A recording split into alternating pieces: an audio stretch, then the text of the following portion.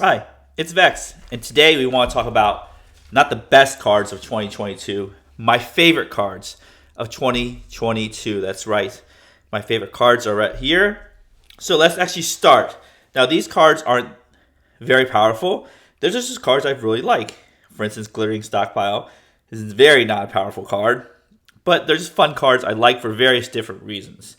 Let's actually start off the year with, yes, I know, the set you forgot about, Double Feature.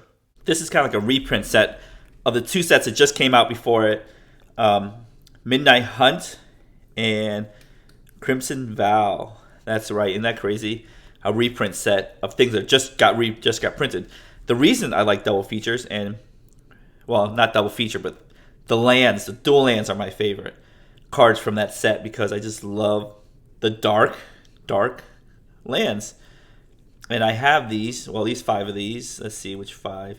5 of these. I 6 of these, actually, in one deck. My Saskia deck. So no blue ones. Of course, blue ones are probably the more expensive ones, but who knows. They're just really cool here. They look really cool. I know it's hard to see. I love the borders. This is the black, or essentially purple and green borders. This is the Golgari land. Then the Orzhov, white and black, right there. I just like it. I think it's cool. And then the pop color right there. So that's my favorite from double features. Not too much. They're not new cards. Cards from last year's. I love these slow lands. They're actually really good cards. But that is from double feature. Yes, it was the first set of the year. The next set, Kamigawa Neon Dynasty, which gave us the channel lands. One of the most powerful land sets in Commander because the opportunity cost is so low and the uncounterable abilities are amazing. But my favorite card is this card, Lion Sash. If you see my deck text, you know I always say have Graveyard Hate. And guess what? They made a white Scavenging Ooze. And I think this one's a little bit better, too. Here, it's 1 in white, artifact creature, equipment cat. So it's an equipment and a dude at the same time. And it's a cat, too, on flavor. Then you pay white, exile target card from a graveyard. If it was a permanent card, put a +1/+1 counter on Lion Sash. So that's really cool. You get to make it bigger like Scavenging Ooze. And then you can turn this into equipment so you can equip things. Let's see if I got a creature here. This is a creature. You can equip it, bam, make this creature bigger, and it still gets the ability of removing cards from graveyard. The reason I like this a lot because it's an onboard trick that lets you constantly remove cards from graveyards. Bojuka Bog, like Soul Guy Lantern, only remove graveyards, like in one hit. Dauthi Voidwalker only removes graveyards from the point that you cast Dauthi Voidwalker on. This one just lets you pick and choose what you want to remove. So that's why I love Lion Sash as my Kamigawa Neon Dynasty favorite card. Love Graveyard Hate. I love messing with the opponent, as you can see my themed cards below. So the next set here is, I believe, new Capenna. As I mentioned, this is my favorite card, Glittering Stockpile. It is not flashy whatsoever. Actually, it is flashy because glittering, but you know what I'm saying. 2 in red. Artifact Treasure, super cool. It's a treasure. Of course, people complain about treasures, but I really like this treasure token. And it's tap, add red, put a stash counter on Glittering Stockpile. Tap, sack, add X mana of any one color, where X is the number of stash counter on Glittering Stockpile. The reason I like it is I like the art. Sometimes you gotta like things because of the art. I like the art of here, the aesthetic of the border, but I really like the art, and I really like just how simplistic it is. You tap, you put a counter on it. So you play it, tap it, and not even using the mana, put a counter on it. Untap it, put a counter on it. So you're just charging this thing up. Your opponent see you charging it up, and bam, maybe you have 6 counters on it. 6 turns later, you're just like, it's time. Crack, sack, get 6 color, 6 mana of any color. Boom, use it for the big turn. So it's just a really elegant design, very simplistic. I really like when they do simplistic and fun designs like this. All right, let's move on to Commander Legends 2, Battle for Baldur's Gate. My favorite card, I love Black Market Connections, Ancient Copper Dragon, Archivist of Ogma, but my most favorite card, Brain Stealer Dragon. That's right. 5 black, 7 mana value dragon, Dragon Horror, flying. At the beginning of your end step, exile top card of each opponent's library. Wow, you play it, gets value right away. I love that. Then you may play those cards for as long as they remain exiled. That means you can wait to play it, play anytime. It doesn't even matter if Brain Stealer Dragon's on the board. It's amazing. If you cast a spell this way, you may spend mana as though it were mana of any color to cast it. Well, that's cool. Then whenever a non-land permanent an opponent owns, ETBs under your control, they lose life equal to the mana's value. So if you somehow steal your opponent's black market connection, you can cast it for any type or color of mana, play it ETBs, and if Brainstorm Dragons on the battlefield, they lose 3 life. So that's fun. You make them lose life based on the cards themselves. The next set, my favorite from Double Masters 2022, is this card, Concordant Crossroads. Let's put these aside here since we talked about those. Concordant Crossroads. You want to know why it's my favorite? Because they trolled us. They sold us a secret lair, Concordant Crossroads, then announced after this lair is closed, Concordant Crossroads in Double Masters. They got me to buy this because this hasn't been reprinted in 26 years. And I was like, finally, reprint it. Let me get one to, put in my deck text and everything, just to have it, to make videos with.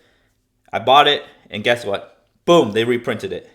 They trolled me so hard that now I just don't buy secret layers anymore. Mystic Remora was in a secret layer, has been reprinted in 26 years. 26, and we're talking about 29 years. Mystic Remora, or 28. I don't know who's counting anymore. They put a secret layer, and guess what? They're reprinting again in Dominaria Remastered. This has taught me a great lesson. Quit buying secret layers, because this is what happens. They troll you once, then whoever missed it, had FOMO, they get you again. So it's my favorite card because it taught me a valuable lesson of not getting trolled.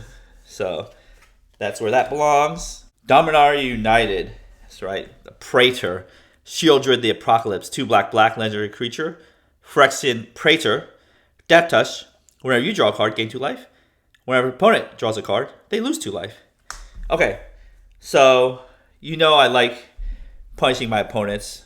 Basically, every deck's a graveyard deck. So Line Sash, amazing. Brainstealer Dragon, steal their stuff. Shieldred. The reason I like Shieldred the most is because it feels like an innocent punish, right? People love drawing cards, love getting value. Well, you know what? It's going to cost you 2 life per card draw that you do. And it doesn't feel like a stacks piece, right? Where it's like you can't do something. It's like you can. There's a price to pay. And it's not that big of a price. You start your commander, you start 40 life, you draw up to 20 cards or 19 cards before you die. It's fine. But you got paid the troll toll, not the toad, toll, even though it looks like a toad, doesn't it? The troll toll to get through Shieldred. And it's just like a very perfectly placed card. It is a creature, so it dies to removal, dies to interaction. So it's great. That's why I like Shieldred from Dominaria United. Okay, these 2 sets came out at the same time, but let's just talk about them anyways. We have Clown Car and Plasmancer from Unfinity and 40k respectively. Now, the reason I like Clown Car is it's actually legal in Eternal formats, and it's pretty fun. I think it's this elegant design. Here, you pay X, and then you roll, X six-sided dice. For each odd, make a dude. For each even, put a +1/+1 counter on a Clown Car. So either makes dudes that pop out, and if the dudes stay in, they make the Clown Car bigger. It means they're stuck in there, puffing it up. So it's really, really cool design. Crew too, so hopefully the clown robots that come out can crew it. I think it's pretty neat. It's just a fun card. And 40k, I know there's lots of very powerful cards, but I really just like this elegant design of Plasmancer. 2 black, flying, artifact creature, Necron Wizard, 3/3. And the cool part about it is when it ETBs, search your library for basic swamp cards. Sorry, everything always says planes. Reveal it, put it in your hand, and shuffle. The reason I like this is black. I love mono black decks. It's one of my favorite decks, especially Shieldred, Sir Conrad. Even though Toxrill is not mono black, but it feels like mono black deck. I just like being able to search for swamps, have another creature next to Solemn Simulacrum and get me swamps. I just love this simplistic design. There isn't a lot of cards or creatures that just get you swamps. It's a 3/3 flying, very evasive. So I think I love simple designs, right? Clown Car is, it does require you roll dice. It is unpredictable. I just like the flavor of it right there. Plasmancer is my favorite card from 40k. Then we have another set, not the last set of the year, Brothers War. My favorite card from Brothers War is Fade from History. If you notice, some cards are my theme. This is a Punisher card. 2 green, sorcery. Each player who controls an artifact or enchantment creates a 2/2 bear creature token. So this little bear. And this bear does not look as cute as these little bears. So they might have messed up on the art and card style, but who knows? Anyways, then destroy all artifacts and enchantments. The most powerful deck, I think, in Commander is Enchantress. And the next most powerful deck is Landfall or Artifact Theme. And this punishes all of it. And it leaves creatures intact, which I love. I love Bane of Progress, is my favorite, all-time favorite cards. People take advantage of the fact that enchantments are hard to remove. People take advantage of the fact that lands are hard to remove, but mass land destruction is a boo-boo. No one likes playing against that. I love playing with it, but people hate playing against it, so whatever. So next best thing is when somebody goes in on the heuristic studies and all their artifacts and pillow forts and ghostly prisons and propagandas and sphere of safeties and all that stuff, boom. I was like, I'll give you a bear constellation prize. This is the first time green has had this mass destroy effect. And I'm very happy it does because I want a more honest games where you play creatures, turn them sideways, turn this sideways, and bash. People are playing too much artifact and enchantments, and this punishes them. So that's amazing. Okay.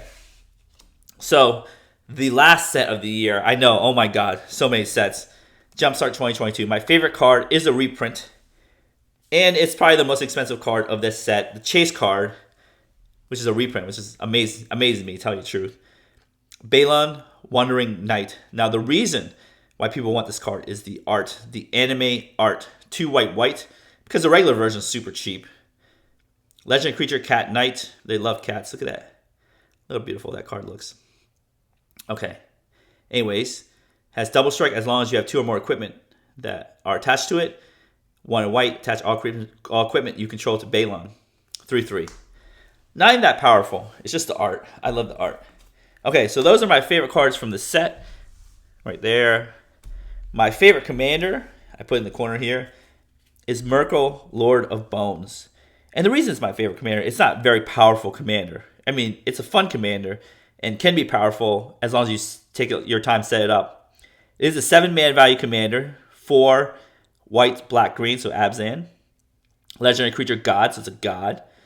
As long as your life total is less than or equal to half your starting life total, 20 or less. Myrkul has indestructible. Then when another non-token creature you control dies, you may exile it.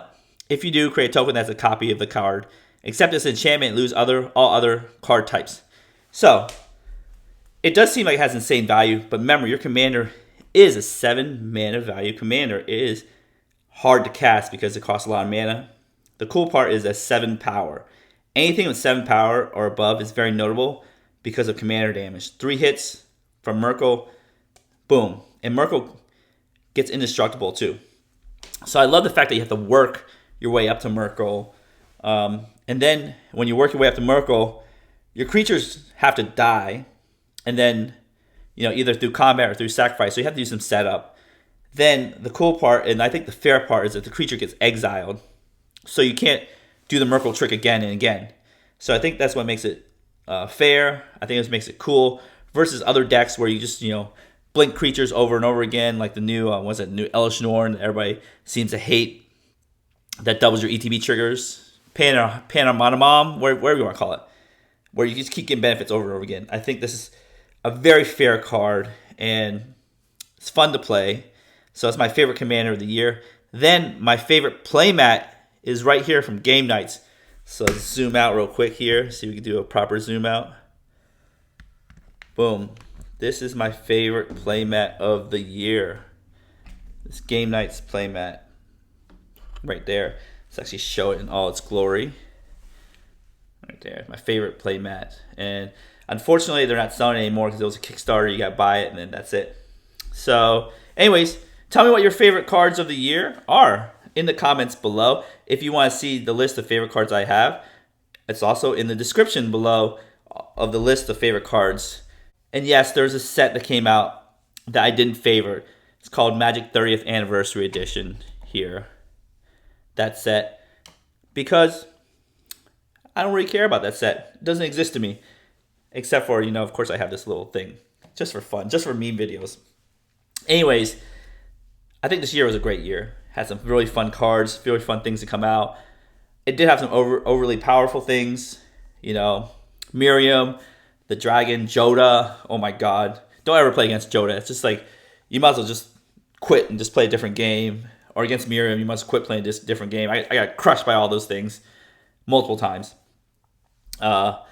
Those aren't like fun commanders like Merkel, which require work. You slap on the battlefield and then you win. Anyways, I'm not trying to ramble and end this year on a sour note. Just saying how the year went. I think there's very great commanders that came out, and I really enjoyed this year. And I hope next year has some great commanders too. And I'll be doing tons of deck techs, tons of videos. And next year, I finally finished all my shorts for the ban list, so I'm actually having videos actually talking about the ban list and why things are banned and what my opinion is on those cards. So stay tuned for this. I wish everybody has a safe and happy holidays and a wonderful new year, and I will see you in 2023 if I don't see you earlier for any of my random videos that might pop up here and there. And as always, have a wonderful day.